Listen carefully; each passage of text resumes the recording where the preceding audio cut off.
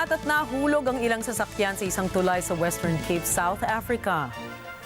Dahil ito sa malakas na ihip ng hangin, bunsod ng paparating na bagyo. Ang detalye ng balitang yan, abangan.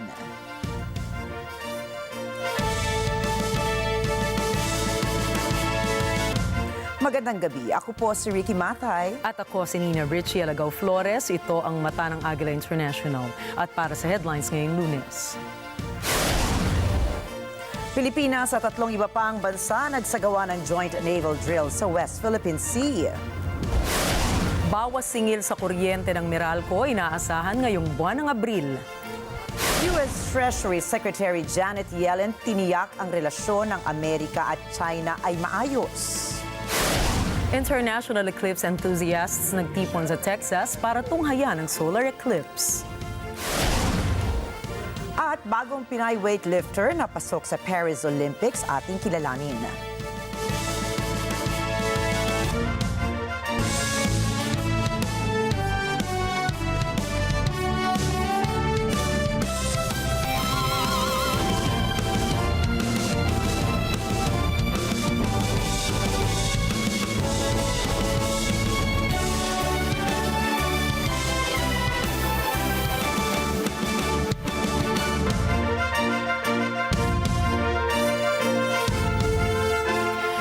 Ang Australia, Japan at United States sa joint naval drills ng Pilipinas sa West Philippine Sea. Ito ay bilang suporta para sa malaya at bukas na Indo-Pacific. Ayon sa Armed Forces of the Philippines o AFP, ito ang unang Multilateral Maritime Cooperative Activity o MMCA na naganap sa West Philippine Sea. Samantala, sumabay naman ang military combat patrols ng China sa MMCA ng 4 na bansa. Sa pahayag ng People's Liberation Army ng Beijing, kontrolado umano nila lahat ng military activities na gugulo sa lagay ng South China Sea. Sa kabila nito, giit ng Department of National Defense ng Pilipinas na ang isinagawang joint naval drills ay isang paraan para ipakita ang unity sa China. Paliwanag ni DND spokesperson Arsenio Andolong, bahala ng China kung tatratuhin nila ito bilang show of force. Ginagawa lamang nila ang nakapaloob sa international law.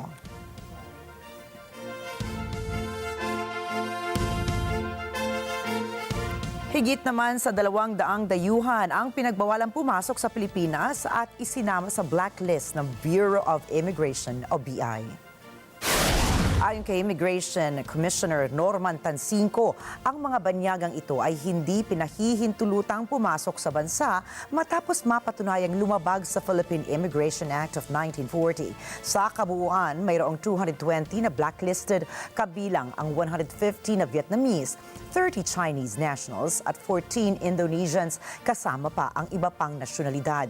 Binigyang diin ng Bureau of Immigration na hindi naman ito nagtutuon ng pansin sa partikulang na bansa. Sa kaso ng 150 Vietnamese, ipinaliwanag na nadiskubre ang nagtatrabaho ang mga ito sa illegal na online gaming hubs. Asahan ang bawas singil sa kuryente ng Meralco ngayong Abril.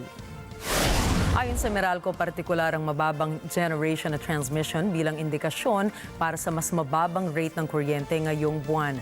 Paliwanag ng Meralco, ang bawas singil sa generation charges ay bungsod ng inaasahang bawas gastos naman ng mga supplier sa natural gas. Naiimpluwensyahan anya ito ng mas mababang presyo ng liquefied natural gas. Noong Marso, nang nagdagdag singil ang Meralco sa kuryente ng 0.0229 peso kada kilowatt hour, nagdala ito sa kabuoang rate na 11.9397 pesos per kilowatt hour mula February na 11.9168 pesos per kilowatt hour. Bahagyang tumaas ang kabuuang singil para sa mga consumers na ngayon ay nasa 200 pesos per kilowatt hour. Asahan naman ng mga motorista ang big-time oil price hike sa produktong petrolyo simula ngayong hating gabi. Ayon sa oil industry firms, itataas nila ang presyo ng kada litro ng gasolina sa 1 peso and 10 centavos ang taas. 1 peso and 40 centavos naman ang asahang magiging dagdag sa kada litro ng diesel, habang ang kerosene ay nasa 1 peso and 55 centavos ang itataas sa kada litro nito. Naninindigan pa rin ang Department of Agriculture or DA sa hangarin nitong mapababa ang presyo ng bigas sa 20 pesos kada kilo. Ayon kay Agriculture spokesperson Arnel de Mesa, lahat ng plano at aktibidad ng ahensya ay nakatutok sa pagpapababa ng cost of production sa bigas.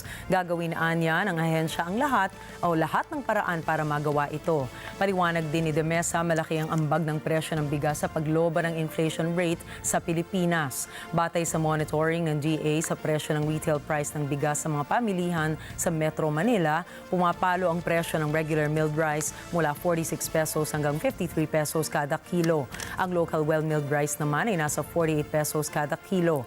Local premium rice nasa pagitan ng 52 pesos at 60 pesos kada kilo. At ang special rice ay nasa 54 pesos hanggang 68 pesos kada kilo. Giit pa ng DA, wala silang planong magpatupad ng suggested retail price o kaya ng price cap sa palay. Naniniwala kasi ang DA na hindi bababa ang retail prices sa bigas kahit gawin pa nila ito.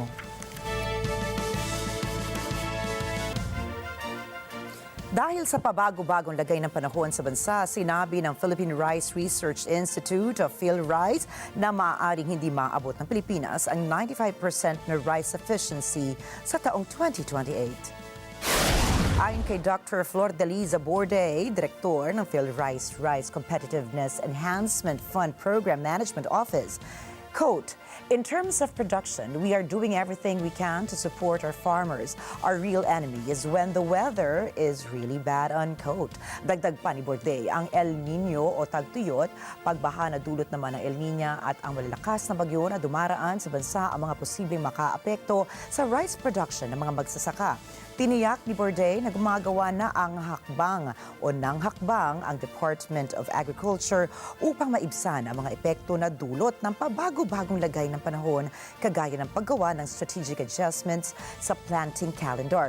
Sa pinakauling datos ng DA, tinatayang 2.63 billion pesos na ang kabuuang pinsala sa agrikultura dahil sa patuloy na pananalasa ng El Nino.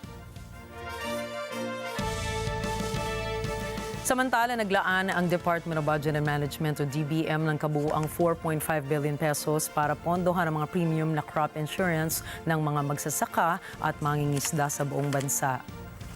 And as mentioned Binigyang yesterday, otorisasyon ni Budget Secretary Amena Pangandaman ang pagpapalabas ng pondo na ito noong March 19. Ang unang bahagi ng pondo na nasa halagang 900 million pesos ay ipamamahagi sa Philippine Crop Insurance Corporation ngayong buwan.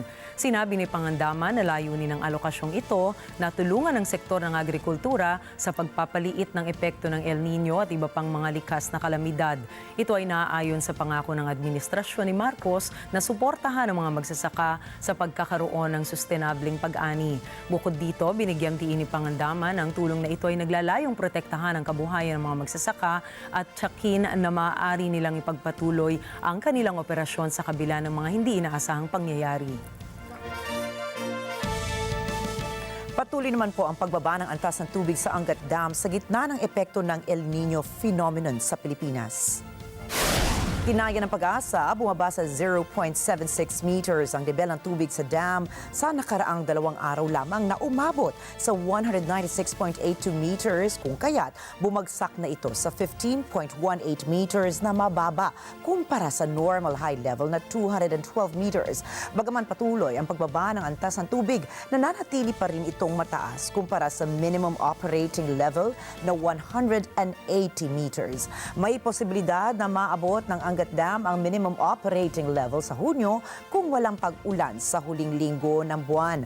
Batay sa forecast ng Pag-asa, inaasahang magkakaroon ng pag-ulan sa Mayo, kaya't may positibong pananaw na hindi bababa sa 180 meters ang elevation ng reservoir. Susunod, Embahada ng Mexico sa Ecuador nilusob. Janet Yellen bumisita sa China.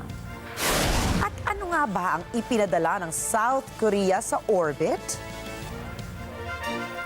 Alamin ang detalye ng mga balita sa pagbabalik ng Mata ng Agila International.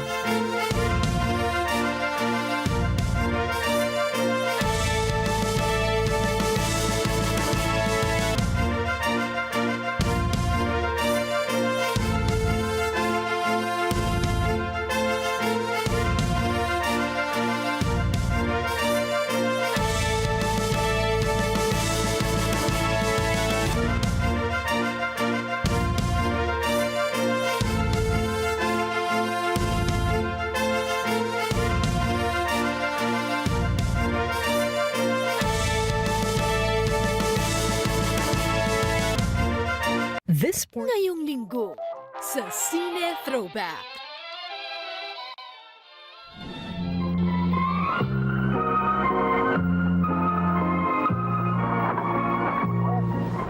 Ba't kasi natulog ka eh? Napagod ako eh. Siyempre man, dapat matulog ang tao. Saka, Pag madali kang umuwi baka maunahan pa kayo ng nanay doon. Tamad-tamad niyo. Ako, sipag. Ilahin natin yan. Ngayong linggo, alas 12 ng tanghali. Dito lang sa Net 25. Let's get together sa Net 25. Sa Net 25. bakit nakasimangot ka? Kanina ko pa siya tinatawagan. Hindi kaya na-aksidente yun? Bakit binangga mo ako? Pag nalaman mo kung magkano yung premyo dito sa rap battle na to, baka magulat ka. 50,000 talaga yung mapapanood doon sa may rap battle na yun. Bakit? Sasali ka ba? Bala kong sumali talaga eh. Kilalaan natin ang challenger, Tatay Rudy. Yo! Rudy! Yo! At ang katandem niya naman ay si Prinsipe M. Piu-piu! Wiki-piu-piu! Wiki-piu! Check, check, check!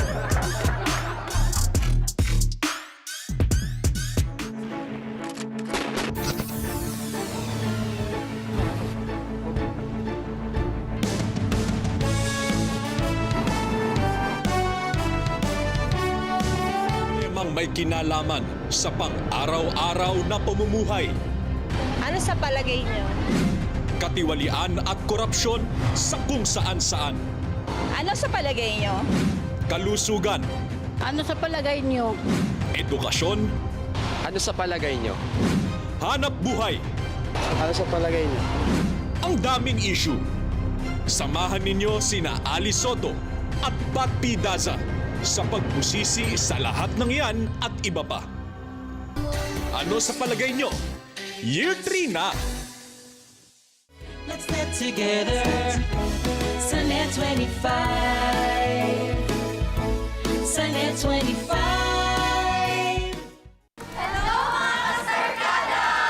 Tara na! Samahan niyo kami sa aming mall show! Nagagawin sa SM San Pedro, Laguna! This coming April 14 na! Alas 3 ng hapon. Halina't sama-sama tayong magkantahan, magsayawan, Mag-games at mag-enjoy! May mga inihanda pa kami mga giveaways and prizes para sa inyo. Gina kami! Gina kayo! Tara na, ubanin ninyo, maglipay-lipay, kauban ang Starkada! Gina Christmas Starkada!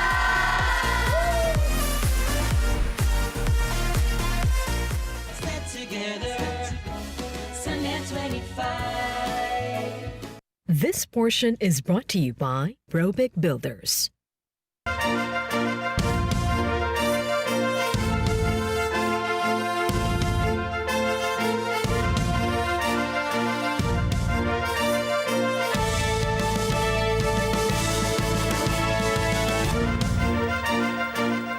Ramdam nyo ba ang napakatinding init? At dahil sa extreme heat na yan, maraming mga eskwelahan ang nagkansela ng face-to-face classes ngayong April 8. Nag-anunsyo ang Department of Education o DepEd na ang lahat ng pampublikong paaralan sa buong bansa ay magpatupad ng asynchronous classes o distance learning. Sinabi pa ng ahensya na hindi kinakailangan pumasok ang mga teaching at non-teaching personnel sa lahat ng pampublikong paaralan. Marami namang mga pribadong eskwelahan ang nagpatupad ng nasabing anunsyo ng DepEd. May ilan ding binago muna ang kanilang school schedules para iiwas ang mga estudyante, guro at non-teaching personnel sa nakakapasong init. Sa Makati City, pinaikli ang school schedules. Ang mga morning shifts ay papasok muna mula 6 a.m. to 10 a.m. at ang mga afternoon shifts naman ay mula 3:30 p.m. hanggang 7:30 ng gabi. Sa Caloocan City naman, ang mga daycare students ay pansamantalang center-based program in alternative venue mula April 8 hanggang 12. Ang face-to-face classes naman ng mga kinder to senior high school students ay ginawang 6 a.m. hanggang 11:30 a.m. ng Monday at Tuesday, asynchronous o online classes ng Wednesday at Thursday at balik face-to-face classes ng 6 a.m. to 9 a.m. naman kapag Friday. Mula April 8 hanggang 12, ang University of Caloocan City ay online classes. Pero ang kanilang College of Law at lahat ng on-the-job training and in-campus extracurricular activities ay face-to-face classes.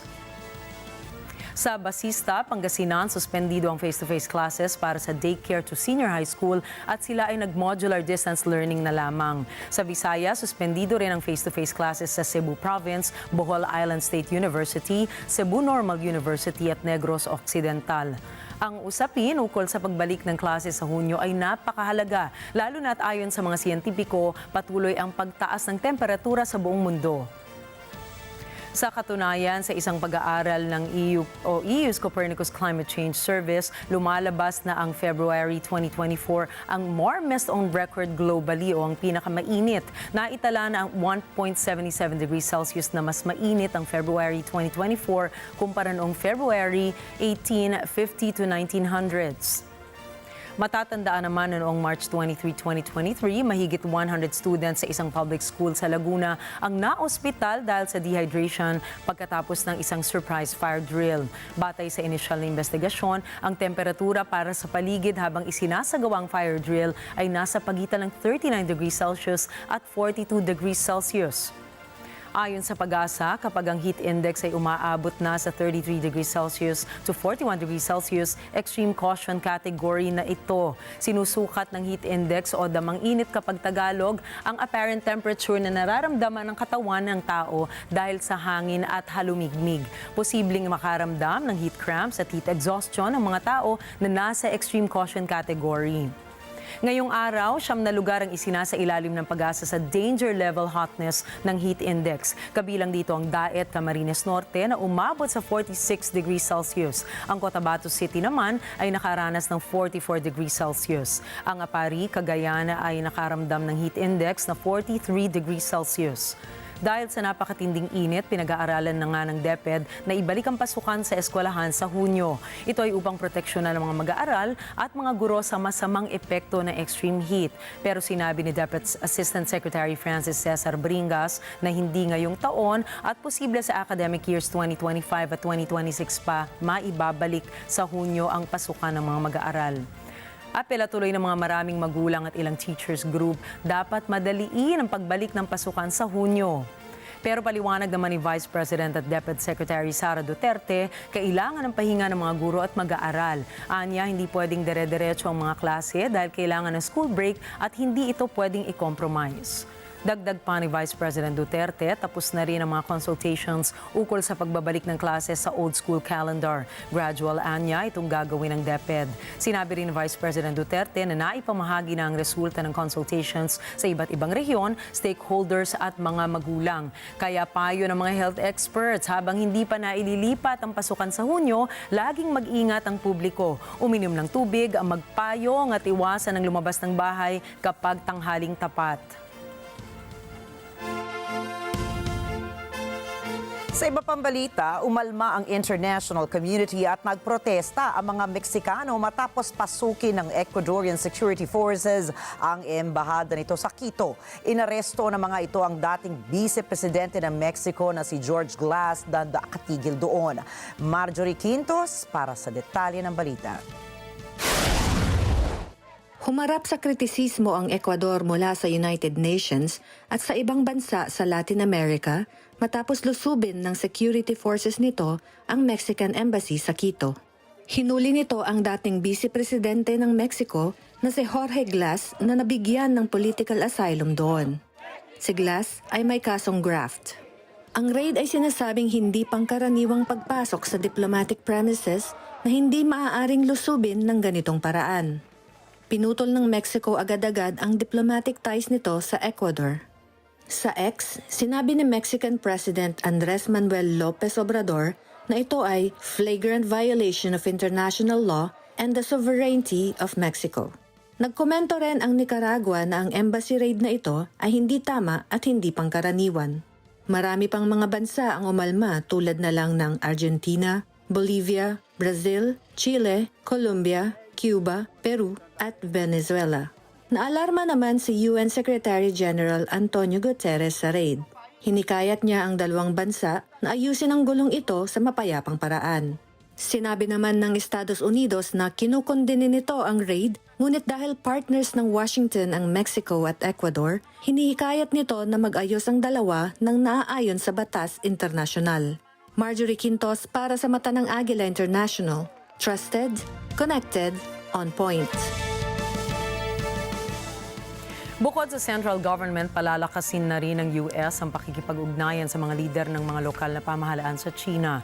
Kumbinsido ang US officials na makakatulong ito para makabuo ng matatag na komunikasyon sa pagpapaigting ng relasyong pang-ekonomiya ng dalawang bansa. Si Rosel Feria sa balita. Ang pagbisita ni Treasury Secretary Janet Yellen sa China ay pangalawa na niya sa loob lamang ng ilang buwan. Ayon kay Yellen, siya ay nasa China dahil sa payo ni Pangulong Biden na bumuo ng matatag na daluyan ng komunikasyon sa pagitan ng dalawang bansa. Aniya, ang pakikipag-ugnayan ng US ay hindi nalilimita sa matataas na opisyales ng central government ng China, kundi abot ito pati na rin sa mga leader ng pamahalaang lokal. Local governments play a critical role from boosting consumption to addressing overinvestment, and Beijing, of course, has particular importance.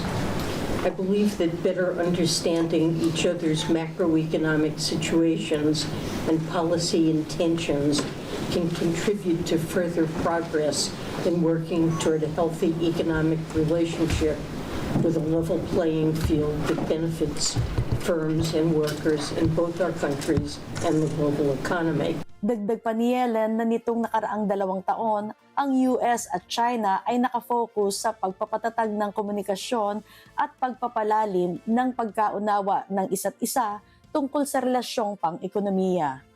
Rosel Feria para sa Mata ng Agila International, trusted, connected, on point.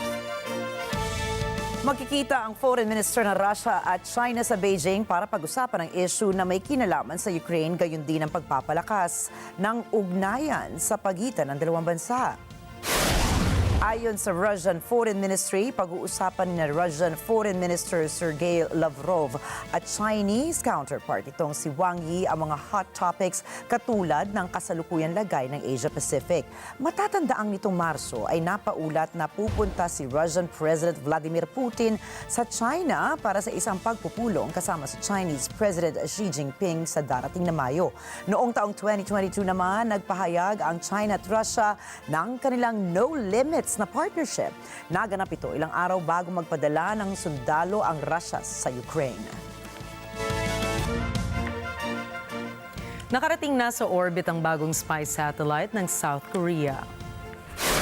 Sa pahayag ng Seoul, pinalipad ito mula sa Kennedy Space Center gamit ang Falcon 9 rocket ng SpaceX nitong linggo. Paliwanag ng South Korea, merong synthetic aperture radar ang satellite at kaya nitong mag-produce ng radar wave para makakuha ng ultra-high resolution sa imahe o ng imahe sa lupa kahit may ulap pang nakaharang.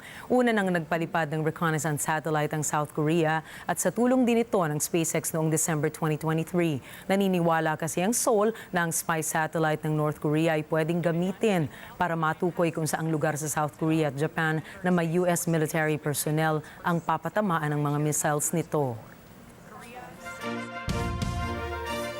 Sa unang presidential debate sa Mexico bago ang halalan sa June 2, si Claudia Sheinbaum, dating mayor ng Mexico City, ay nananatiling kalmado sa gitna ng mga personal na atake mula kay dating Senadora Xochitl Galvez.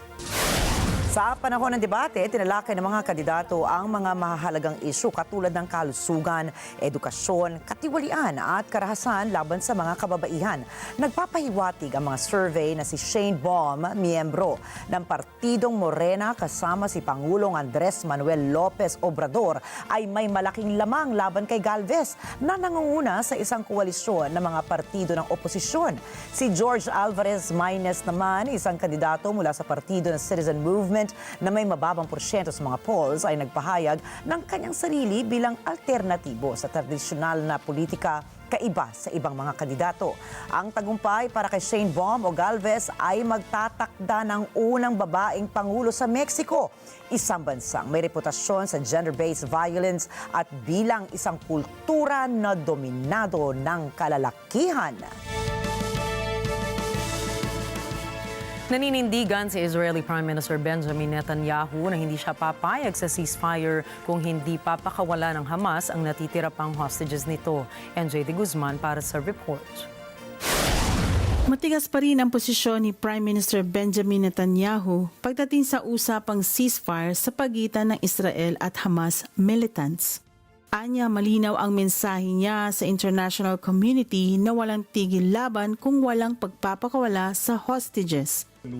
Ani ni Netanyahu ang tuntuning ito ng pamahalang Israel ay siya rin namang posisyon ni US President Joe Biden. Pinanggit din ni Netanyahu ang tagumpay ng kanilang pakikipaglaban sa Hamas. Kasama na rito ang pagpaslang sa 19 sa 24 na Hamas battalions kasama ang senior commanders nito. Sinabi rin ni Netanyahu na hindi ang Israel ang nagpapatagal sa deal kundi ang Hamas.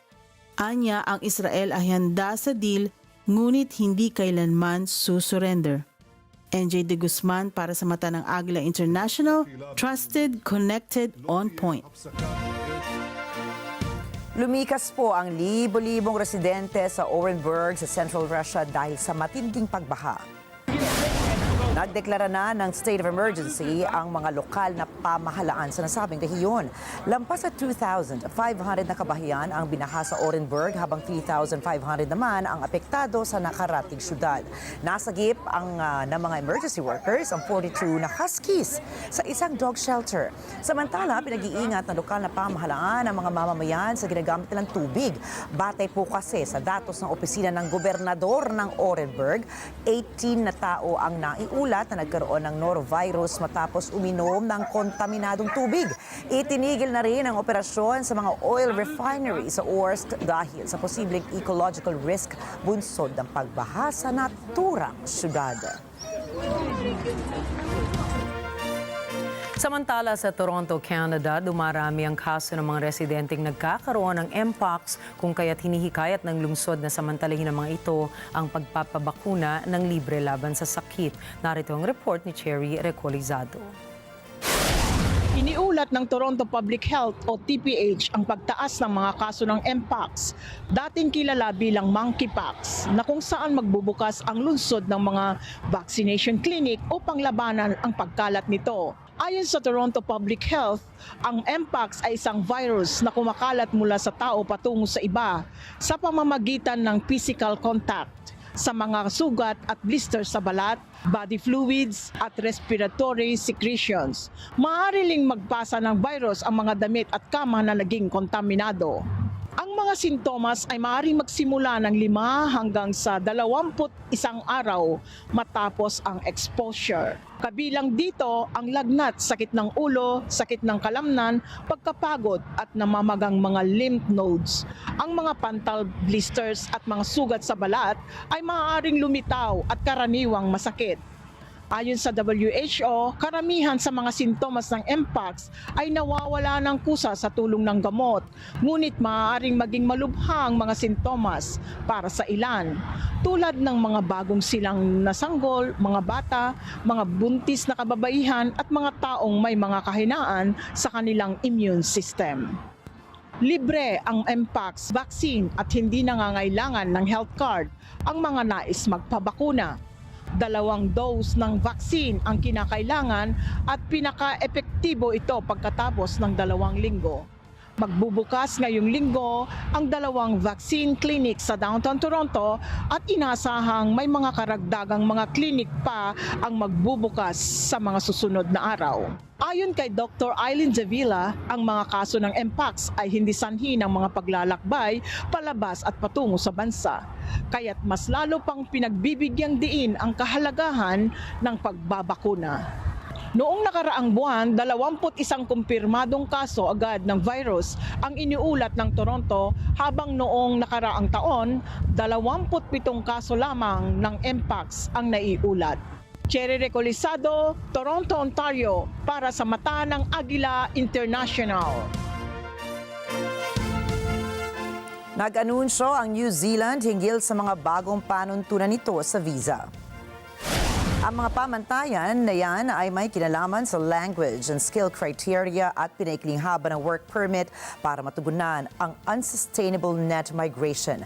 Ayon kay Minister of Immigration Erica Stanford, nagkaroon ng agarang epekto ang mga pagbabago sa scheme ng Accredited Employer Worker Visa o AEWV. Dagdag pa po ni Stanford, nangangahulugang ang scheme na yan sa New Zealand ay better testing the local labor market and reducing the risks of putting New Zealanders out of work. Kasama sa mga pagbabago sa scheme ng AEWV ang pagpapakilala ng minimum na pamantayan ng English, isang bagong minimum na kinakailangan sa kasanayan sa anyo ng karahasan o karanasan sa trabaho o mga kwalifikasyon at ang pagpapaikli sa maximum na tuloy-tuloy na pananatili sa isang AEWV sa 3 taon. Ayon sa mga ulat noong nakaraang taon, umabot na sa 173,000 ang bilang ng mga non-New Zealand citizens o citizens na nag-migrate sa bansa. Nagdeklara ang Pangulo ng Sierra Leone na si Julius Maada Bio ng national emergency laban sa mga abuso ng droga kasunod ng pagtaas ng paggamit ng nakamamatay na droga na kilala bilang Kush. Ang Kush, isang uri ng marijuana, fentanyl at tramadol, ay nagdulot ng kamatayan sa marami at malubhang mga issue sa mental health sa mga gumagamit nito nang ito'y lumitaw sa Sierra Leone ng nakaraang 4 na taon. Ipinahayag ni Pangulong Bio ang pag-aalala sa malupit na epekto ng Kush sa mga kabataan ng bansa. Upang tugunan ang krisis na ito, inanunsyo niya ang pagbuo ng isang pambansang task force na magpapatupad ng isang komprehensibong 5-step na estratehiya para makamtan ang drug-freeing bansa. Ang mababang presyo ng Kush ang dahilan kaya maraming kabataan ang nagugumon.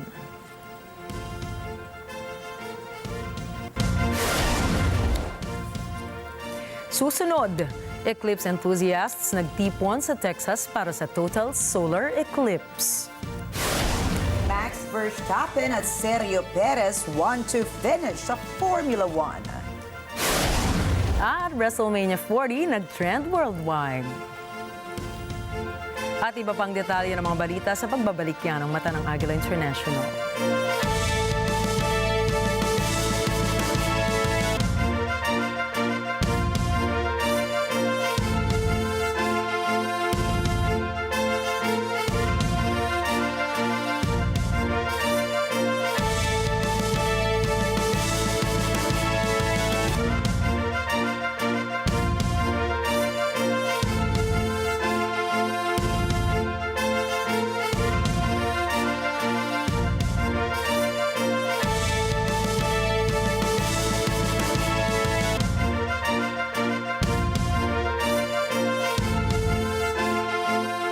This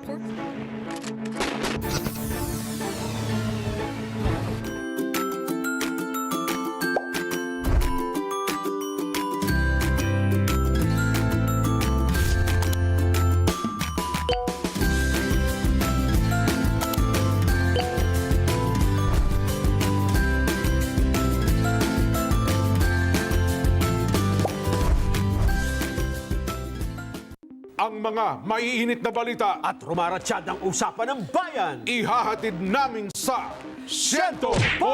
100% ang pagbabalita. 100% talakayan. Lunes hanggang Biyernes. Alas 5 hanggang alas 7 ng umaga. Live na live sa Radyo Agila 1062 Mega Manila. At sa Net 25.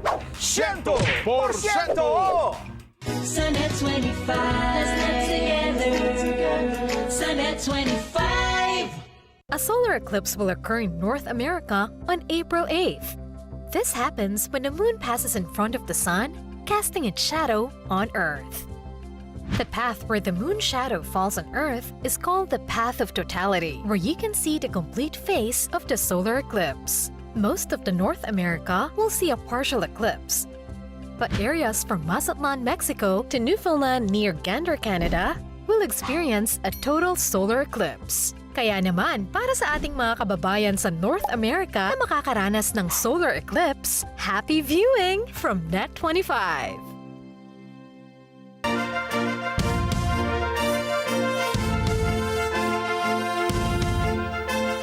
Nagpapatuloy ang ating mga balita dito sa mata ng Agila International. Marami na ang napinsala na malakas na ihip ng hangin sa South Africa bunsod ng paparating na bagyo sa bansa. Ayon sa weather officials ng South Africa, pumalo ang bilis ng ihip ng hangin sa 120 kilometers per hour o 75 miles per hour. Nagdeklara na ng orange level 9 weather warning ang Western Cape dahil sa posibleng pagbaha sa nasabing probinsya. Naghain na rin ng mga evacuation orders ang lokal na pamahalaan ng Western Cape para maingatan ang mga mamamayan nito. Bunsod ng malakas na ihip ng hangin, maraming bahay na rin ang nasira doon. Nagsiliparan naman ang mga bubong ng ilang bahay pahimpapawid bago gumuho. May mga sasakyan naman ang nahulog sa isang tulay sa Western Cape. Tinulak kasi ito ng malakas na hangin. Ayon sa emergency ng rehiyon, hindi pa nila natataya ang kabuoang pinsala o mga namatay sa iba't ibang insidenteng naganap sa rehiyon dahil sa bagyo. Itinaas ng Civil Protection Ministry ng Greece ang wildfire alert level nito sa high risk matapos magtala ng 71 wildfires sa loob lamang ng 12 hours. Ayon sa lokal na pamahalaan ng Lasithi, 3 ang nakatan sa sunog habang isang arestado sa pagsimula ng apoy. Sabi ng Lasithi Fire Department, kontrolado na ang apoy sa Crete nitong linggo ng tanghali. Paliwanag ng Civil Protection Ministry ng Greece, bunsod ng malakas na hangin na may bilis na 60 kilometers per hour ang umiihip sa buong bansa. Dahilan anya ito ng pagkalat ng apoy sa ibang panig ng Greece. Batay sa pagsusuri ng Athens Observatory, nasa 31 degrees Celsius ang temperatura sa Crete noong nakaraang linggo. Patay naman po ang 76 na katao matapos na lumubog ang sinasakyan nilang ferry sa Mozambique. Ayon sa mga opisyal ng Nampula Province, 5 katao ang kanilang nailigtas mula sa 130 na passengers ng nasabing barko. Karamihan sa mga nasawi ay mga bata, kung saan maaaring overloaded ang nasabing bangka kaya ito lumubog. Galing sa Lunga patungong Mozambique Island ang nasabing barko. Samantala, patay naman ang isang tripulante at sugatan ng 9 na iba pa sa sunog sa oil platform sa Gulf of Mexico. Ayon sa state-controlled oil company ng Mexico na Pemex, 5 sa mga nasaktan ay empleyado ng ibang kumpanya. Galing sa kumpanya na Qatar naman ang isang namatay. Naapula ang apoy sa loob ng 20 minuto. Nagsimula ang sunog sa bahaging Akal B platform ng oil rig kung saan nakalagay ang mga gas pipelines. At gumawa po ng kasaysayan sa Mexico matapos ideklara ni Mexican President Andres Manuel Lopez Obrador na living fixed assets ang 19 na mga pusang malayang pag-alagala sa Mexican Presidential Palace. Ang 19 na pusa ang kauna-unahang mga hayop na nakatanggap ng nasabing titulo.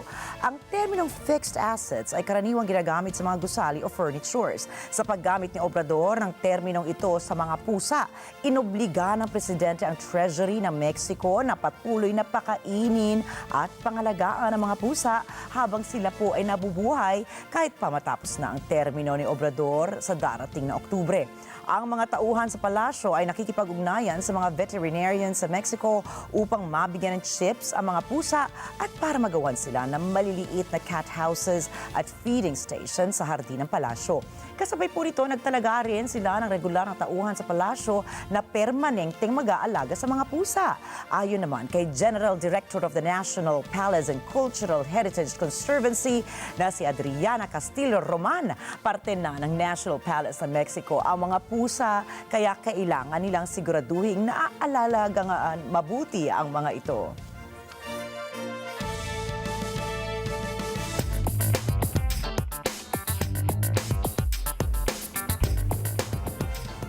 Mga airline regulators sa US simulan ng imbestigahan ng Boeing matapos bumagsak ang engine cover ng Boeing 737-800 habang tumitake off. Ang insidente ay nangyari sa gitna ng manufacturing and safety concerns ng Boeing. Ang eroplano ay may lulan na 135 passengers at 6 na tripulante. Sinabi ng Southwest Airlines na susuriin ng mga maintenance team nito ang Boeing 737-800 matapos mahulog ang cowling nito na sumasakop sa makina ng eroplano. Kinumpirma ng airline na responsable sa pagpapanatili ng mga naturang piyesa. Humingi naman kaagad ng paumanhin ng pamunuan ng Boeing dahil sa pagkaka pagsaantala ng mga flight at sinabing prioridad ng kumpanya ang seguridad ng kanilang mga tao at mga tumatangkilik sa kanila. Ang eroplano ay ginawa noong 2015 ayon sa mga record ng regulator ng Federal Aviation Administration o FAA at ang 737-800 ay mas naunang henerasyon ng 737 mula sa pinakabagong modelo ng MAX. Ang Boeing ay nasa ilalim ng investigasyon kasunod ng isang mid-air blowout noong Enero kung saan ang mga pasahero naman sa flight mula Portland, Oregon patungong California ay halos nakatakas sa malubhang pinsala. Sinusubukan ng Boeing na ayusin ang reputasyon nito sa loob ng maraming taon pagkatapos ng mga pag-crash noong 2018 at 2019 na kinasangkutan ng ibang bersyon ng 737 MAX na eroplano na pumatay ng 346 passengers. Ang mga sikat na 737 MAX na eroplano nito ay nag-ground ng higit sa 18 months.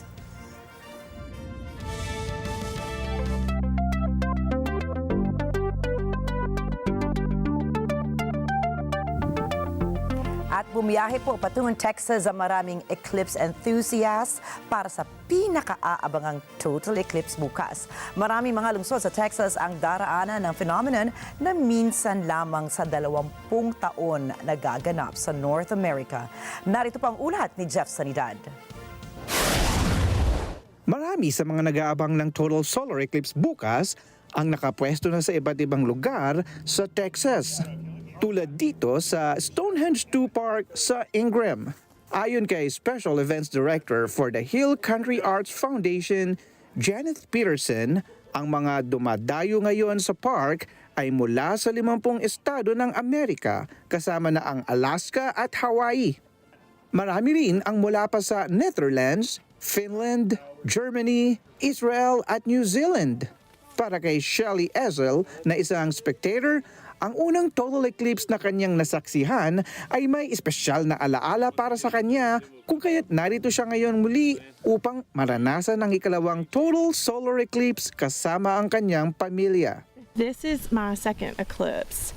The first eclipse we went and watched, well actually it was me and my daughter here, Emma, and then I had another daughter named Mary Beth, and she passed away from cancer when she was 12.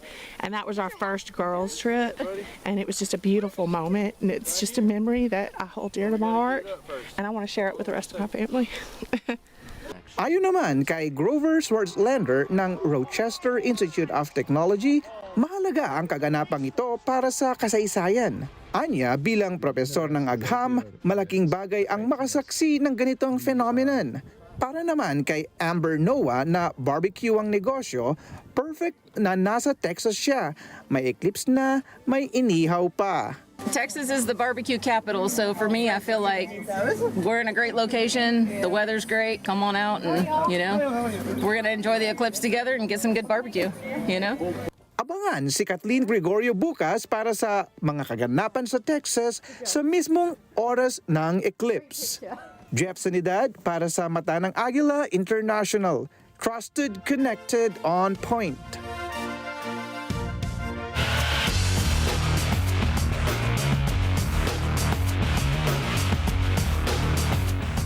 Balik podium finish ang dominanteng tambalan ni Max Verstappen at Sergio Perez matapos manalo sa pinakabagong karera ng Formula 1 sa Suzuka, Japan.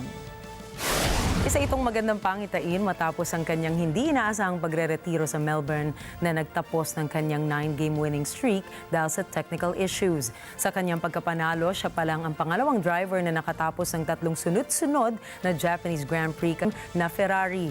Nagtapos naman ang hometown hero na si Yuki Tsunoda sa top 10. Tutuloy naman ang F1 season sa April 20. Balitang sports pa rin, nadagdagan pa ang mga atleta ng bansa na sasabak sa Paris Olympics. Pinakahuling nakapasok si Vanessa Sarno matapos na magtagumpay sa IWF World Cup sa Phuket, Thailand. Naging matagumpay ang 20-year-old sa women's 71-kilogram event. Nanguna rin po ang 2-time SEA Games gold medalist sa clean and jerk para magtapos sa 25-man field. Nanguna naman ang pambato ng US na si Olivia Reeves sa World Cup event na mayroong kabuuang 268 kilos na sinundan ni Guifang Liao ng China, Kokiang Wang Song ng North Korea sa ikatlong pwesto at Wen Huicheng ng Chinese Taipei sa ika-4 na pwesto. Makakasama na ni Sarno ang ilang mga atleta ng bansa na sasabak sa Olympics na kinabibilangan ni na weightlifters John Ceniza, Elrin Ando at Rose G. Diaz. Gayon din sina EJ Obiena, Carlos Yulo, Alea Finnegan, Yumir Marshall, Ira Villegas at Nesty Petesio.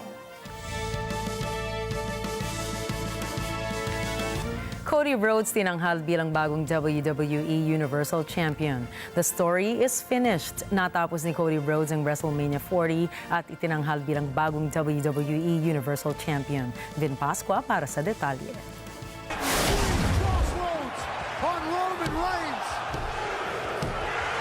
Finish the story. Yan ang sigaw ng mga fans ni American Nightmare Cody Rhodes. Nagawang talunin ni Cody Rhodes si Roman Reigns sa tulong ni Jey Uso, Seth freaking Rollins, John Cena at The Undertaker para sa undisputed WWE Universal Championship. Matatandaang noong 2016 ay nasa isang misyon si Rhodes nang umalis ito sa WWE at kalaunan ay bumalik noong WrestleMania 38 para ituloy ang title run na matagal na niyang hinahangad bilang karangalan sa kanyang ama na si Dusty Rhodes. Ang laban ni Rhodes kay Reigns ay isinagawa sa ilalim ng rules. Binibigyang kalayaan din ang pangkat ng The Bloodline ni Reigns na makialam na walang kahit anumang consequences. Nagkulang si Rhodes sa kanyang unang pagtatangka sa sigaw ng fans na finish the story. Natalo siya kay Reigns sa main event ng WrestleMania 39. Si Rhodes tulad ng ginawa niya noong 2023 ay nanalo sa Royal Rumble ngayong taon para makuha ang kanyang pangalawang shot. Hindi na sorpresa na si Reigns ang nangingibabaw sa umpisa habang underdog si Rhodes. Pero sa 15-minute mark, nagsimulang magpalitan ng mga finisher ang dalawa, kabilang ang huling pangalawang kick-out. Habang nasa bingit ng panganib si Roman, nagpakitang gilas at sumagip sa kanya si Jimmy Uso. Pero sinalubong siya ng kanyang kambal na kapatid na si main event Jey Uso na pinalis siya sa ring gamit ang isang mesa. At nang mailock-in ni Rhodes si Reigns sa isang crossroads, agad na nagpakita din ng gilas si Solo Sikoa. At sa pamamagitan ng kombinasyon ng spear at Samoan spike, hindi ito nakaporma. Samantala, para tulungan si Rhodes sa paglaban sa The Bloodline, sorpresang nagbalik sa ring si John Cena na nagpahanga at nagpatulala sa kanyang mga tagahanga. John Cena ay agad na nagpabago ng takbo kina Reigns at Sikoa. Ang 16-time na world champion ay sinalubong ni The Rock na nag-rock bottom sa kanya. Pagkatapos ay sinubukan ni Seth freaking Rollins na makuha si Dwayne sa buong Shield get-up, ngunit hinarang siya ni Reigns. Pagkatapos ay lumabas si The Undertaker at sinakal si The Rock. Tumunog ang gong ni The Undertaker at lumitaw ang deadman sa likod ni The Rock para ma-chokeslam siya sa labas ng ring. Sa huli, nakuha ni Rhodes ang 3 crossroads na inaasam niyang makuha mula kay Reigns. Nakuha niyang pin upang maging kampiyon at masabing he finished the story.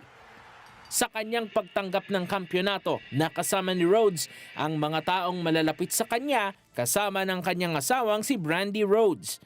Reporting for Sports, Vin Pascua for Mata ng Agila International. Trusted, connected, on point. 3 crossroads on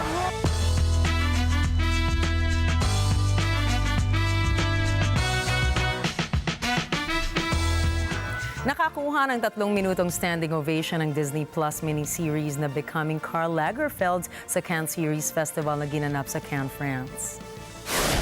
Nagsimula ang screening ng serye sa isang fashion show, tampok ang collection ni Lagerfeld noong 1970s kung saan present ang ilang mga celebrities katulad ni Jason Priestley, Vanessa Morgan ng Riverdale at ang Danish actor at juror na si Sophie Grabol.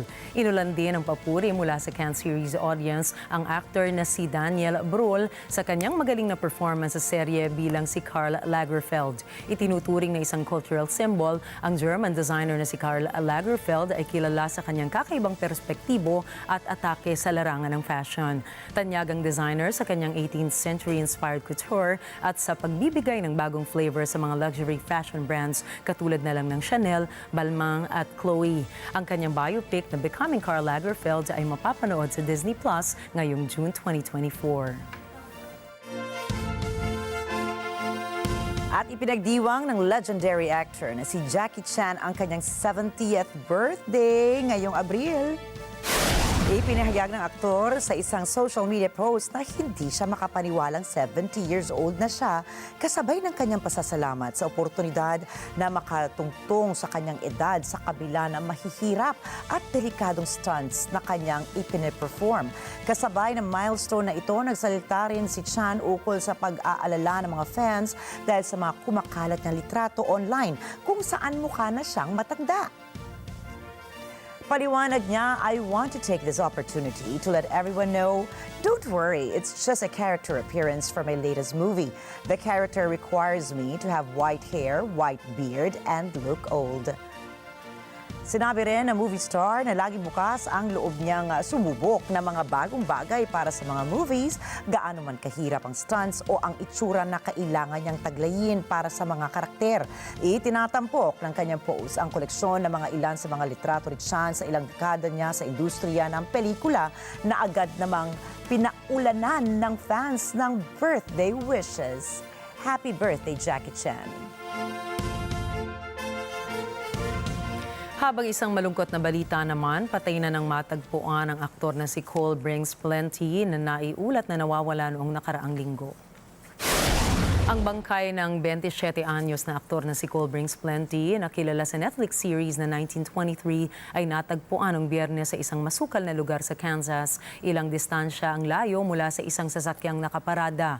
Noong nakaraang linggo lamang, ang aktor ay napaulat na nawawala sa pamamagitan ng isang Instagram post ng kanyang Yellowstone co-actor at tiyuhin na si Mo Brings Plenty.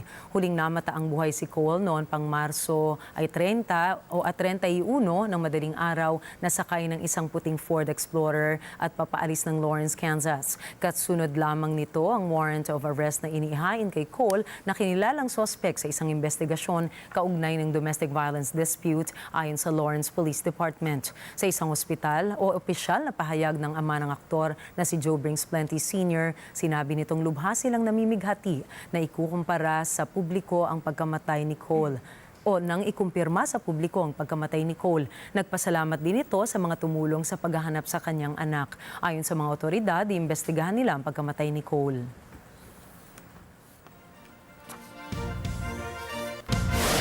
Susunod, mga Disney characters tampok bilang animatronics. Dalawang bahagi ng Buckingham Palace binuksan para sa publiko. At abangan ang iba pang mga istorya pagdating ni Alma Angeles at ng Net25 World News. Walang bibitiw sa pagbabalik ng Mata ng Agila International.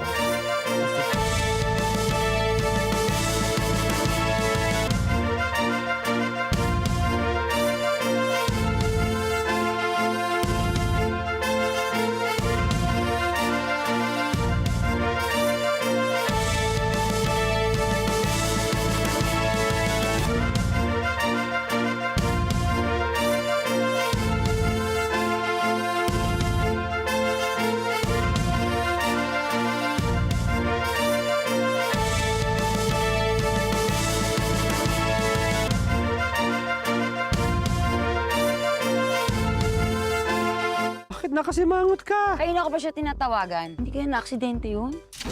Bakit binangga mo ako? Pag nalaman mo kung magkano yung premyo dito sa rap battle na to, baka magulat ka. 50,000 talaga yung mapapanood doon sa may rap battle na yun. Bakit? Sasali ka ba? Bala kong sumali talaga eh. Kilalaan natin ang challenger, Tatay Rudy. Yo! Rudy! Yo! At ang katandem niya naman ay si Prinsipe M. Piu-piu!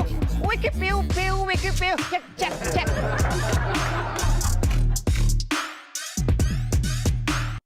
Politika, krimen, o mga isyung malapit sa sikmura ng sambayanan.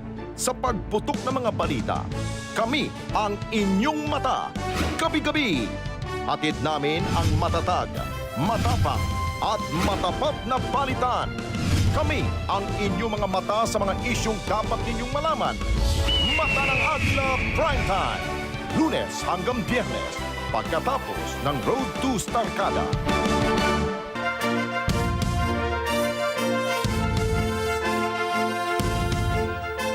Ang bagong Disney animatronics nagbibigay ng nakakakumbinsi na buhay sa mga o nabuhay sa mga 2D na karakter nito. Ang mga robot na gumaganap sa Bayou Adventure ni Tiana ay ang culmination ng mahigit na 60 taon ng Disney Engineering Innovation. Pinatunayan ng Disney na kaya pa din nilang gumawa ng audio animatronics na inihanda para sa Tiana's Bayou. Ang mga kilalang karakter mula sa Princess and the Frog noong 2009 ay dinala sa robotic life sa iba't ibang mga posts sa social media at sa bagong serye ng YouTube na We Call It Imagineering ng Disney kabilang mismo si Princess Tiana, Mama Odie, Charlotte LaBeouf, Louis the Alligator at host ng Swamp Critters. Kung ang mga bagong animatronics na ito ay binuo tulad ng para sa Tokyo Disneyland's Beauty and the Beast attraction, ang kanilang mga galaw at facial expressions ay maaaring ibinigay ng mga aktual na animator mula sa Walt Disney Animation Studios. Hindi sila totoong buhay gaya ng shaman na nagtatampok sa biyahe sa Navi River Journey, ngunit ang animatronic na iyon ay isang groundbreaking feat ng engineering noong 2017. Nakakatuwang makita na ang teknolohiyang nagpapakomplikado na ngayon ay nilalapatan ng buhay ng mga sikat na karakter sa Disney. Binuksan ng British monarchy ang dalawang iconic areas ng Buckingham Palace sa publiko sa loob ng limitadong panahon. Nandito po si Hilary Mendoza para itour tayo sa tahanan ng British royalty.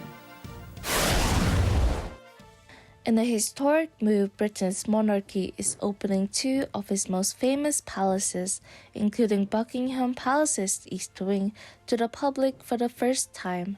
The tours will take place from mid-July to August, following the completion of extensive renovations.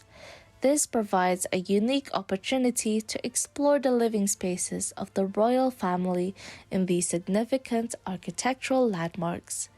The East Wing of London's historic palace serves as the official entrance and front facade, featuring the iconic central balcony where British monarchs and royals have traditionally appeared for public events since 1851.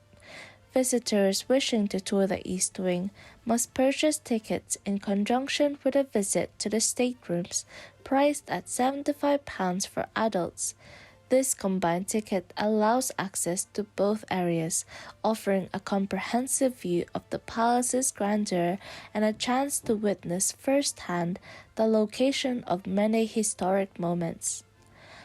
Meanwhile, visitors will also be able to see parts of Balmoral Castle, the Scottish Highlands retreat of the late Queen Elizabeth II, to offer exclusive, limited-time public tours this summer. Tours will be available from July 1 to August 4, providing glimpses into several of the castle's most beautiful rooms. Tickets priced £100 or £150, including afternoon tea, are incredibly limited to just 40 per day. The public tours will conclude on August 4, the day when King Charles III and Queen Camilla typically begin their summer break at the estate. Reporting from Edinburgh, Great Britain, I am Hilary Mendoza for Mata ng Agila International. Trusted, connected, on point. Oy, nakakatuwa. Oo nga, di ba? Pero aminin mo, may isang tumatak na item kanina. Oo, para sa ating mga batang 90s ba yun? Oo. Gusto ko yun. Kasi yung isa po nating news item kanina, it was about wrestling. Kami ni Nina, sabi, sino yung wrestler na yan? Di ba? Parang bagong generation di ba? na. Parang hindi na natin sila kilala. Tama. Pero nung kabataan po namin ni Nina, ako, Nina, napuwet ako every Wednesdays, 10:30 yan. Alam ko pa kung saan istasyon dati. Kasi WWF pa siya dati, hindi pa siya WWE. Parang recent recent yan eh. Although not that recent, Yes. pero for a long time nung panahon natin, WWF talaga yan, Federation yan. Federation. Diba? Now, what does E Correct. stand Hindi siya for? entertainment, I think, ngayon. Because at the time, diba, it wasn't entertainment for us. At that time, it was a real sport for Totoo, us. pinaniwalaan natin yan. Yan ang para bagang teledrama ng mga Teledrama kalalakihan natin. na nasakyan din natin. Kasi like ako, I grew up with 2 boys. Yung mga kapatid ko parang lalaki. And then yung tatay ko, fan niya ng boxing tsaka ng wrestling. Oh, ako Ayun. naman, super crush ko dati, si Hulk Ay, naku, Hogan. ito tayo. Hulk Hogan, Oo. tapos Matchman. Sino pa natatandaan mo? Sila Undertaker. Brett and Owen Hart. Si 1, 2, 3 Kid, nakakatuwa yun ang pinakabata. Bago yata ng yun, panahon. mas Medyo recent. Hindi rin ganun ka-recent. Makikilala mo yung pag nakita mo. Kasi mo namumukhaan ko yan. Tapos Ganun. $1 Million Man. Tapos diba meron pa mga Hilly Boys ba yun? Sila Ultimate Warrior, yun yung mga sikat, Medyo bago-bago diba? na yan, si Tama. Ultimate Warrior. Yan, panahon na yun ng kapatid ko naman nakababata. Naku, abutin tayo ng umaga nito pag hindi natin pinutol ito. Pero syempre, marami pa tayo mga balita. Tama. Next time, tanungin natin si Miss Alma pagkatapos ng kanyang in-depth analysis of the world news kung sino ang kanyang naging favorite na wrestler. Pero tandaan po, kami ni Nina ay narito lamang para maghatid ng balita saan mang dako ng mundo. Muli, ako po si Ricky Matay. At ako naman si Nina Richie Alagaw Flores. Ito ang Mata ng Agila International. Para sa balitang nangyari sa iba't ibang panig ng mundo, punta naman tayo kay Alma Angeles para sa Net 25 World News. Take it away, Alma.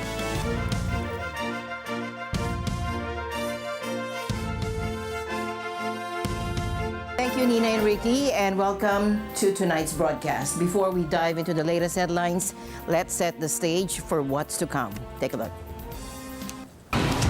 This week, leaders from Japan and the Philippines are converging on Washington for a pivotal trilateral summit aimed at bolstering defense ties. The discussions will encompass critical topics such as securing access to essential supplies, addressing North Korea's escalating aggression, and navigating the Japanese acquisition of U.S. steel.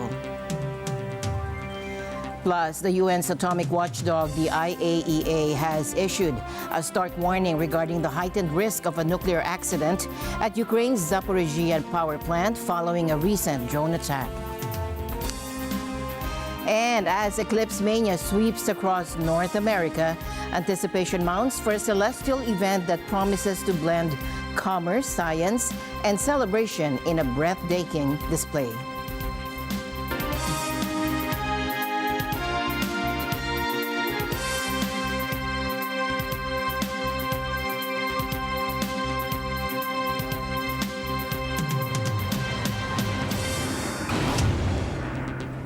And this week, Japanese and Philippine leaders are heading to Washington for a trilateral summit focused on boosting defense ties. The talks will cover a range of issues, including securing access to vital supplies, North Korea's growing belligerence, and the Japanese takeover of U.S. steel. Now, this summit follows joint military drills with Australia in the South China Sea, highlighting a potential upgrade in U.S.-Japan's defense cooperation. Reports suggest that a major revision to U.S.-Japan military command could be announced, which would allow for a more unified response in case of a crisis.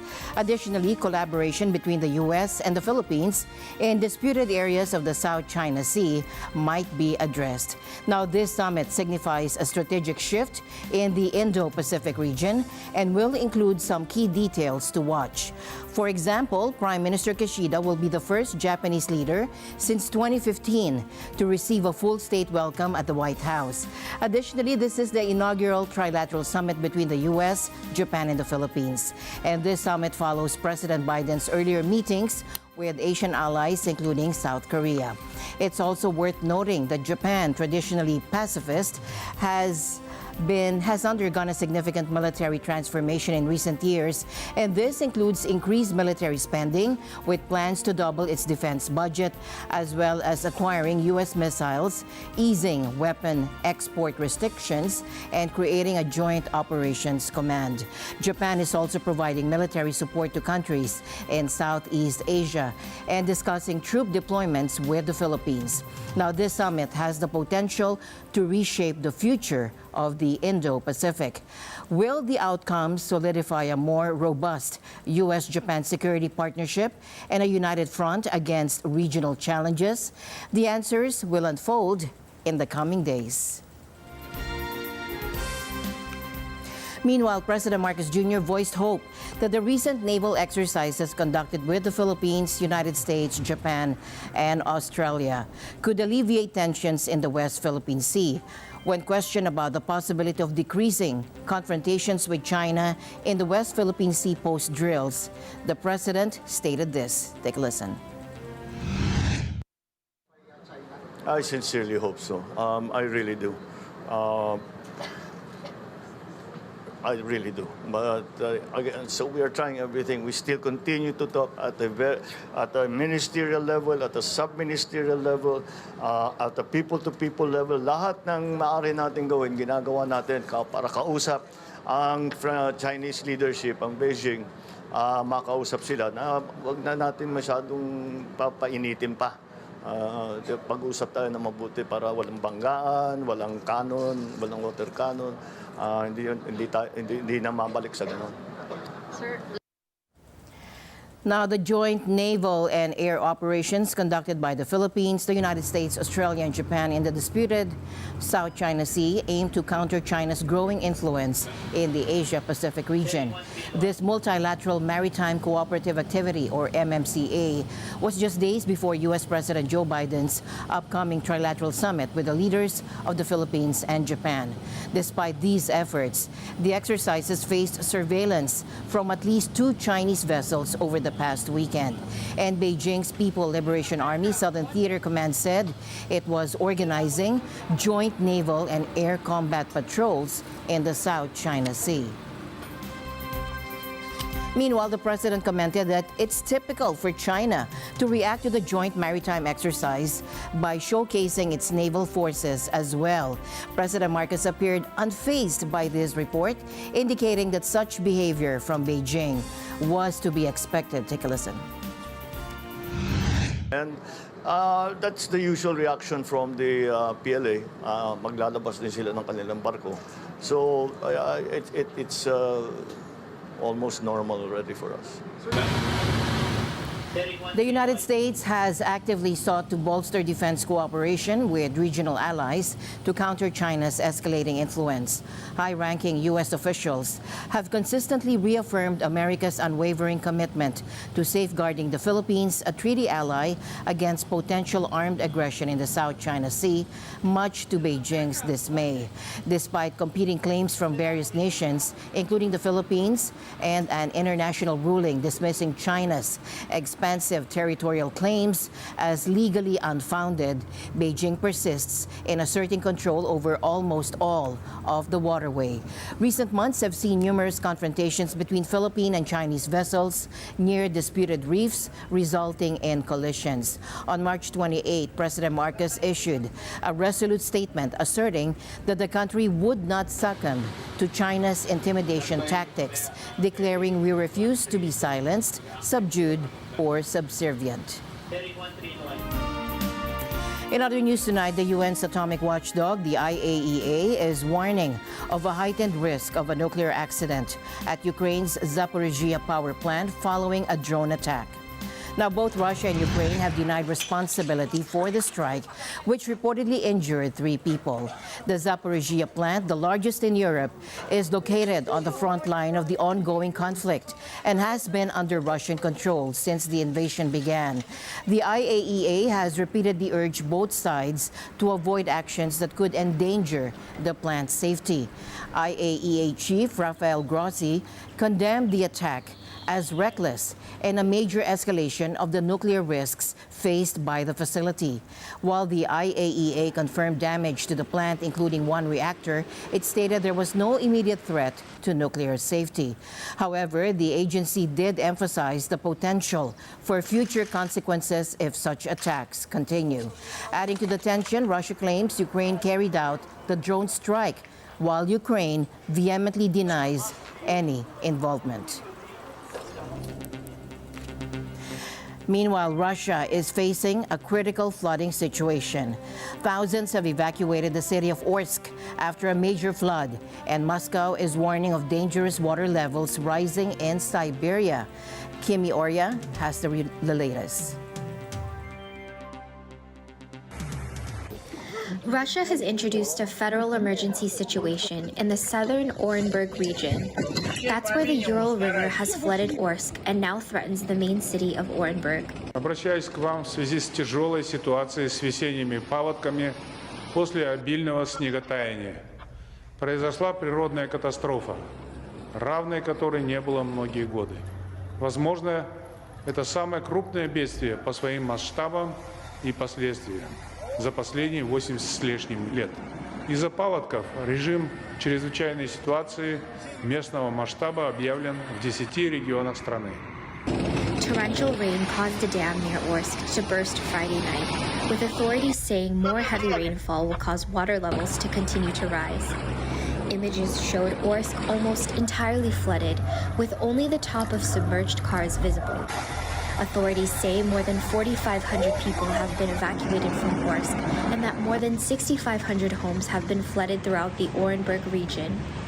The Kremlin has warned of nature anomalies and ordered preparations for expected floods in parts of Siberia. Orsk, a city of 200,000 people, has been affected the worst by the flooding. But water levels on the Ural River are also rising fast in the regional hub of Orenburg, home to more than 500,000 people. Russian Emergency Situations Minister Alexander Kurnkov visited the city and met with residents staying at evacuation centers. Эвакуировано более 4000 человек, в том числе 885 детей. Критическая ситуация сложилась в городе Орске, где произошло разрушение защитных сооружений на реке Урал. В результате этого оказались подтопленными 4518 жилых домов и 4587 приусадебных участков. Orenburg regional authorities say they expect river levels to peak tomorrow, Tuesday, and the situation to stabilize after April 20th. Kimi Oya for Net 25 World News. To the U.S. now, where dozens of aftershocks have rattled the East Coast since a powerful 4.8 magnitude earthquake struck on Friday, raising concerns about the region's preparedness for future tremors. Residents were surprised, especially since earthquakes are uncommon in New York. And New York Governor Kathy Hochul is prioritizing safety inspections of infrastructure, especially near potential fault lines. Let's listen in. We have not felt the magnitude of an earthquake of this level since about 2011. This is one of the largest earthquakes on the East Coast occur in the last century. So I'm scared, I'm nervous, I'm shaking. Oh my God, say, holy moly. Oh my goodness, never happened here. I say, New York. Wow. Many people, I think, so scared right now with that. We were just sitting eating bagels and we felt a big shake and we thought it was the subway. And then our friends started texting us and they were like, did you feel the earthquake? And yeah, it wasn't that big of a deal, but yeah. It wasn't even a big shake. Yeah. Just a little. I literally thought it was just little bump. We saw the buildings moving and everything though. It was kind of scary, but yeah. Good, I'm okay. It's fun. It's fun as long as it doesn't go too far. You know, which I thought in our area it's not a big seismic area, so it's okay. So it should be okay. We have bigger problems in the world. Let's put it this way. Yeah. The table. I enjoyed the shaking. I was not fearful. I said, whatever comes, comes. And now I'm curious. I hope the bridges are okay and, everybody. But you can't stop Mother Nature. Right now, it's most important that we have our structural teams out there, our engineering teams, surveying our bridges, our roads, any area there could be a fault line that is not easily detectable to make sure that passengers on our rails as well as our commuters are safe. Is this an earthquake? Yo! Is this Yo, my house is shaking. While earthquakes are rare in the Northeast, they can occur. The Atlantic coast is considered a passive-aggressive margin by geologists. According to the USGS, moderate earthquakes strike the region roughly every 200 years, with smaller ones felt more frequently. Now, the NYPD is deploying drones to inspect iconic landmarks like the Brooklyn Bridge, for any damage. With aftershocks continuing, the question remains, are major coast cities prepared for a larger earthquake? And city forecasts warn a major quake could cause significant injuries and billions in dollars of damage. An estimated 200,000 buildings in New York City were built before modern earthquake building codes were implemented. Southwest Airlines flight bound for Houston took a hair-raising turn on Sunday. During takeoff, a crucial engine cover called a cowling detached and struck the wing. Take a look. However, in a display of pilot skill, the plane returned safely to Denver International Airport. Investigation is underway, and thankfully, no one was injured. The FAA is now investigating the incident, the latest in a string of safety concerns for Boeing. And this comes on the heels of a near-catastrophic incident with an Alaska Airlines 737 MAX and a separate emergency landing due to a missing wheel on another Boeing jet. Boeing has faced mounting pressure over these recent issues, with an investigation now launched into a key parts supplier. The company is vowing to prioritize safety, but passengers are left wondering, will the smooth skies return for Boeing?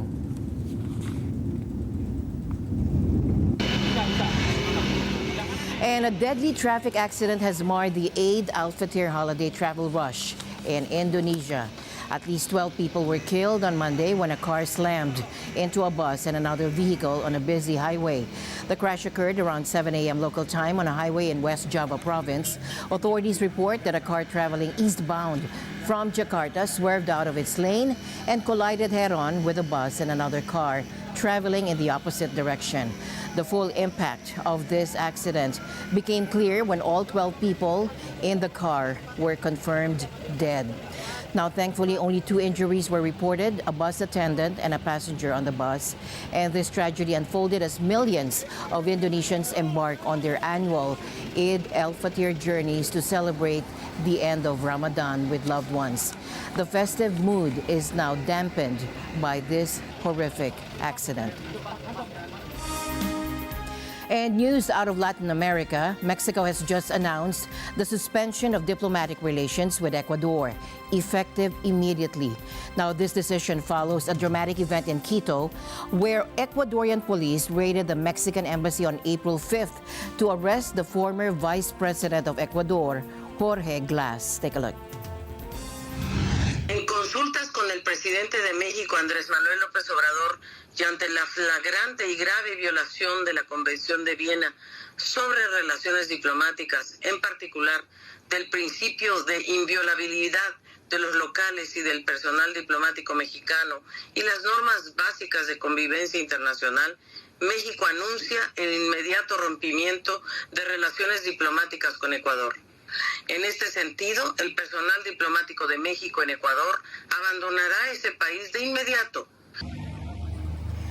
Now, this move occurred mere hours after Mexico granted Glass political asylum as he sought refuge to evade arrest in connection with a corruption case. Glass, who had been residing in the Mexican embassy, has faced multiple corruption convictions in the past. And on Friday, Mexico granted Glass political asylum in a move that Ecuadorian President Daniel Noboa's government branded an illicit act. The raid to apprehend Glass has ignited a significant diplomatic dispute, drawing global attention and reactions. The U.S. has voiced condemnation against any breach of the Vienna Convention, while several Latin American nations, including Brazil, Colombia, Argentina, and Uruguay, have voiced support for Mexico's position. Ecuador has defended its action, citing an arrest warrant issued by the National Court of Justice against Glass as justification for the raid on the Mexican embassy.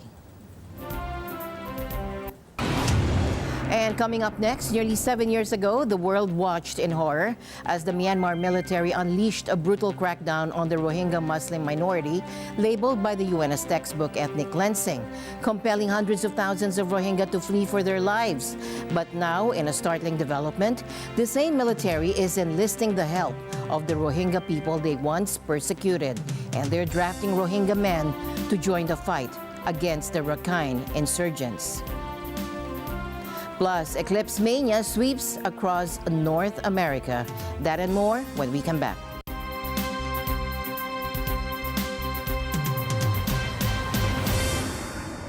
The Sinibata Video Festival is calling for submission of entries with this year's theme.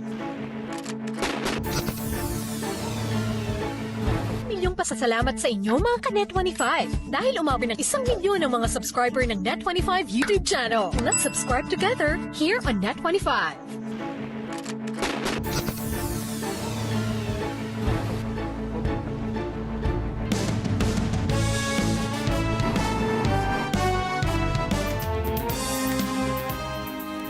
Welcome back. Nearly 7 years ago, the world watched in horror as the Myanmar military launched a brutal crackdown on the Rohingya Muslim minority. The UN called it textbook ethnic cleansing, forcing hundreds of thousands of Rohingya to flee for their lives.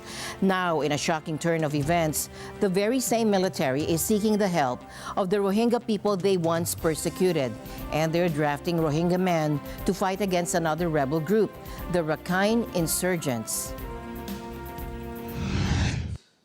Imagine if you are a Rohingya family with a young person or a young Rohingya man being forced to join the very military that is barraging your villages with these aerial attacks. The very military that committed genocide against your community, sending hundreds of thousands of Rohingya over the border into Bangladesh. I can't imagine anything as horrific as that kind of situation faced by the Rohingya.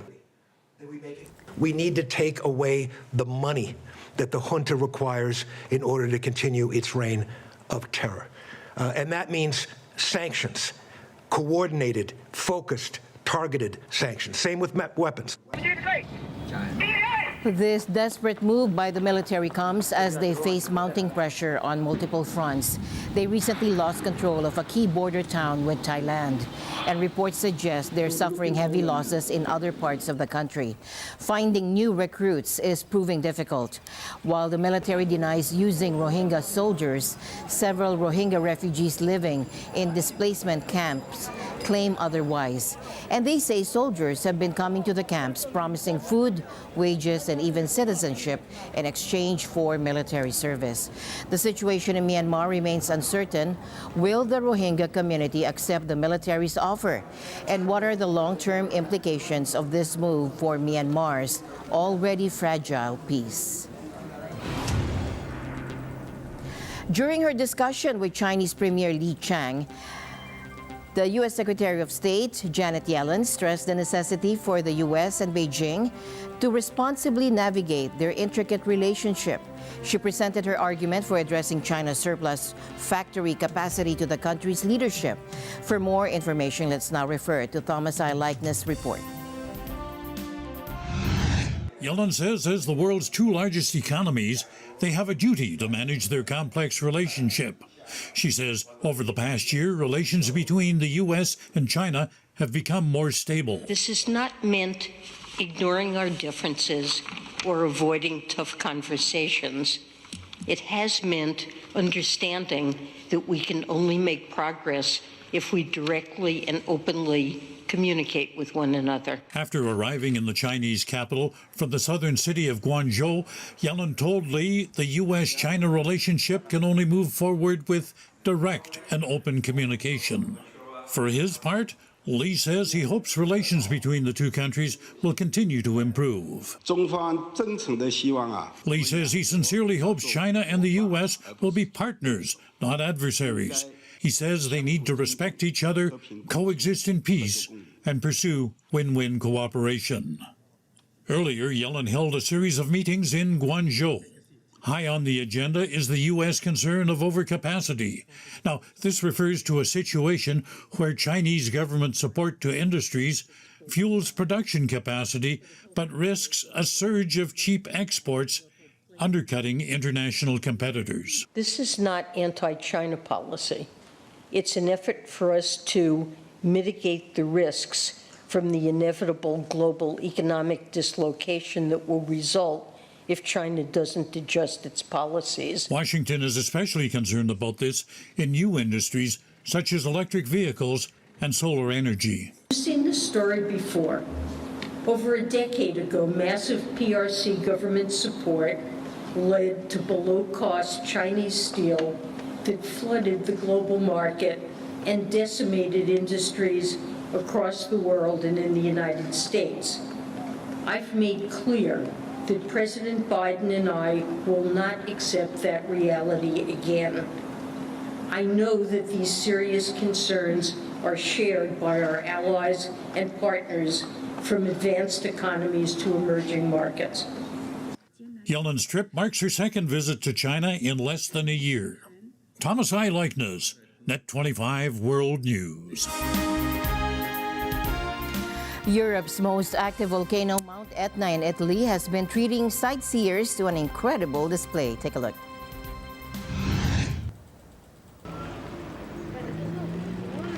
Now, since last week, the volcano has been erupting in a rare phenomenon called the volcanic vortex rings, or giant smoke rings billowing into the sky. Now, these mesmerizing formations are caused by a combination of rapidly released gas and the unique shape of a new crater that opened on Etna's summit. Volcanologist Boris Benchk says Etna is putting on a record-breaking show.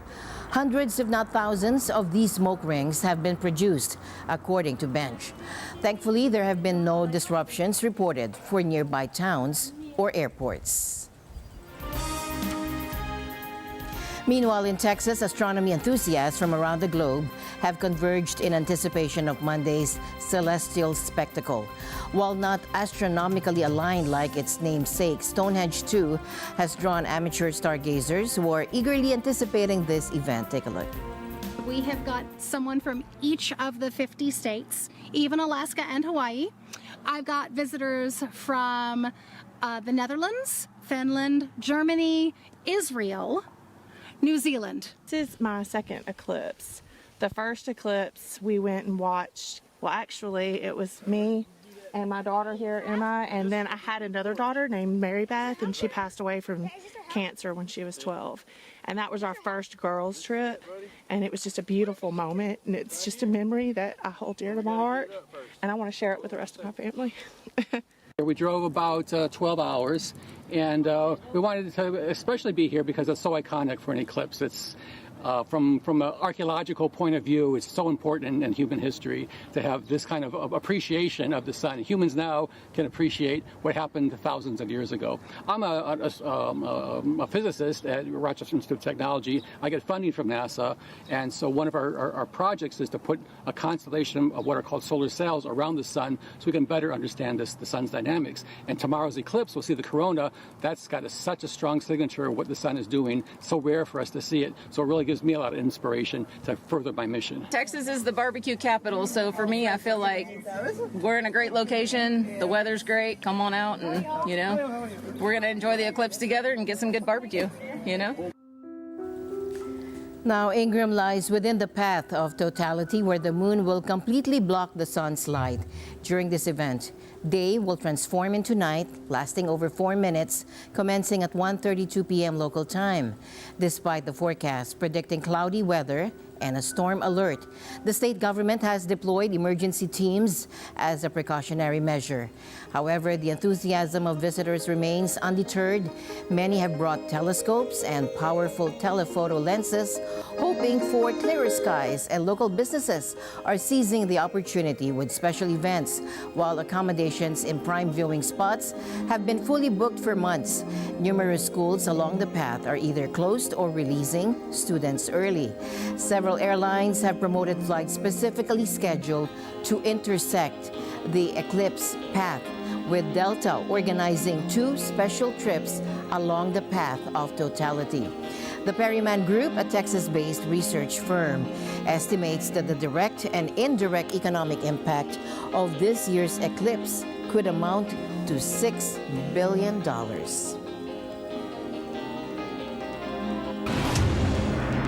And truly a celestial spectacle tonight. Total solar eclipse. It's a humbling reminder of the vastness of the universe and the incredible phenomena that surrounds us. Until next time, this is Alma Angeles signing off. Stay curious and keep looking up. Good night.